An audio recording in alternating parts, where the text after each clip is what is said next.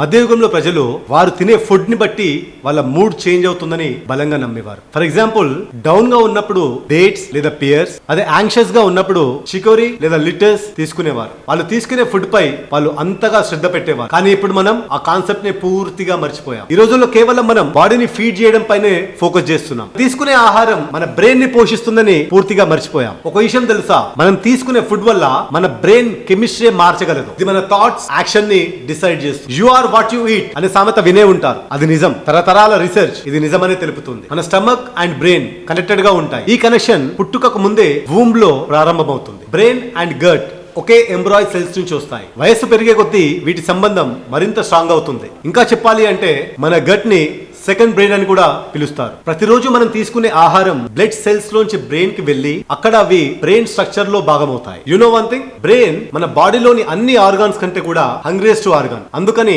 Brain కి మనం ఏం ఫీడ్ చేస్తున్నాం అనేది చాలా ముఖ్యం. ఎందుకంటే బ్రెయిన్ 24/7 వర్క్ చేస్తుంది. మన బాడీ వెయిట్ లో 2% ఉన్నా గానీ 20% ఎనర్జీని కన్స్యూమ్ చేస్తుంది. బ్రెయిన్ కి న్యూట్రిషన్ ఎందుకు అవసరం అనే డౌట్ రావచ్చు.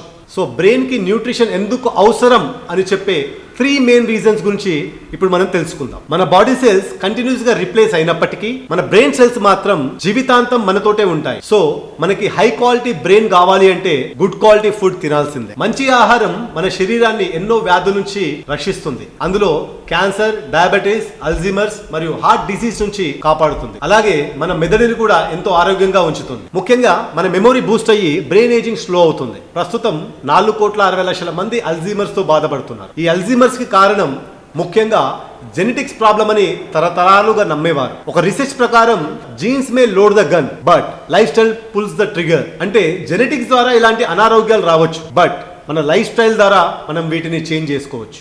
మనం తీసుకునే ఫుడ్ మన మూడ్ పై ప్రభావం చూపుతుంది. విటమిన్ B2 లేకపోతే డిప్రెషన్ కి లోనయ్యే అవకాశం ఉంది. Too much process sugar inflammation పెంచుతుంది. ఇది స్ట్రెస్ మరియు లో మూడ్ లోకి తీసుకెళ్తుంది. అయినప్పటికీ ప్రతి 10 మందిలో 6 జంక్ ఫుడ్ తింటూనే ఉన్నారు. ఇంకా విచిత్రం ఏంటంటే ఇప్పటికీ ప్రతి 10 మందిలో 5 ఫ్రూట్స్ అండ్ వెజిటేబుల్ తినడం తగ్గించేశారు. It's never too late. Healthy food తినడం హ్యాబిట్ గా మార్చుకోండి. ఎలా అయితే న్యూ ఇన్ఫర్మేషన్ మీ థాట్స్, ఒపీనియన్ అండ్ యాక్షన్ ని చేంజ్ చేస్తుందో, అలాగే హెల్దీ ఫుడ్ కూడా మీరు ఒక బెటర్ పర్సన్ అవడంలో సహాయపడుతుంది. కాబట్టి listen to your gut and start feeding your brain. Thank you and Jai Hind.